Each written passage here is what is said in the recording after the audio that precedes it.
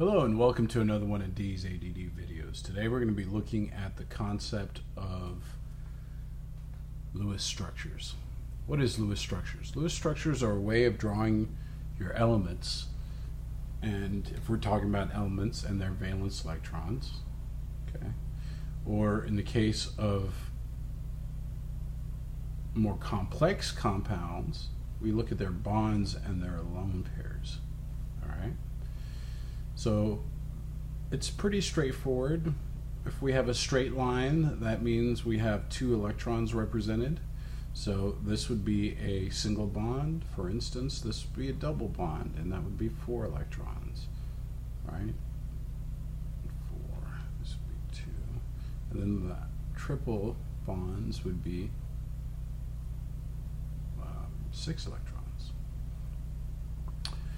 All right, and lone pairs typically are going to be 2 dots. Sometimes you might see them as a straight line. And then single electrons, free radicals, or if we're dealing with elements, are going to be just a single dot. All right, what are the steps? Well, first with the elements, let's look at an element. Grab your periodic table. Let's look at fluorine. Fluorine's right there, and its valence is going to be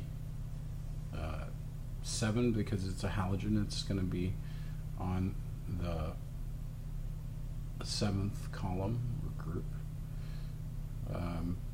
Here we have 1 electron. We start there, 2, 3, 4. Then we can start pairing up. That's basically it to the elements. There's not much to it.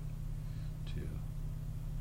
And then that would be the Lewis structure for the elements. So start on each side, work your way around on what 1 dot on each side, and once each side has 1, then you can start pairing up. Okay, so 4 electrons times 2 is 8 possible valence electrons. All right, so if it's more complex than that, what do? Well, we first look at the periodic table, get the valence electrons for each element. Let's look at CH4, for instance. Where did I put my periodic table? It's probably up behind here. Yeah, sure enough, it's right there. Let's go back to the table. And carbon has 4 valence electrons because it's in the 4th group. So we got 4. And then hydrogen has 1 valence electron. It's in the 1st group, but there's 4 of them total. So here we would have a total of 8 valence electrons. Okay. So let's move this back into the frame there. And as a result, if it was a plus sign or a minus sign, then we would subtract or add an electron. So for plus a number, say it was plus 2, that means we lost 2 electrons. Well, we then have to adjust for that, and our total we just found of 8, and we would have subtracted 2 from that 8. Okay, but if it's an anion, we gained 2 electrons, so we would need to add the 2 to that total number. All right. Then we draw the skeletal structure, putting the least, let's overemphasize that, the least electronegative element in the center. And once you have the least one in the center, you can start drawing your bonds. But sometimes symmetry will force you to put the most electronegative element in the center. Take this methane compound, for instance. Methane, the skeletal structure would look something like this. Because hydrogen can only form 1 bond, it has to be on the peripheral. Okay? Also, because of symmetry issues, we have to have these hydrogens out here. Okay? So whether it's restrictions on the number of bonds or symmetry, make sure you put the right element on the central atom. All right. So then we were going to add single bonds to complete octets. In our case, CH4 is pretty easy. We're done at this point, right? We can check the formal charges to make sure everything's kosher. So if you remember, you probably don't. It's been a while since you've looked at formal charge, or you might. You're a good student and you reviewed it before you watched this video. It's going to be your valence number of electrons minus the number of bonds plus lone pair electrons.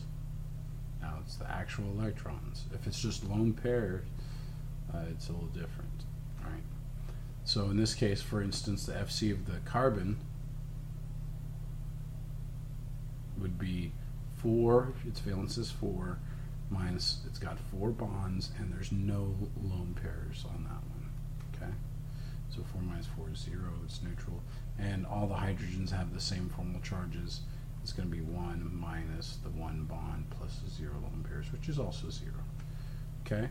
So test your formal charges, make sure everything makes sense.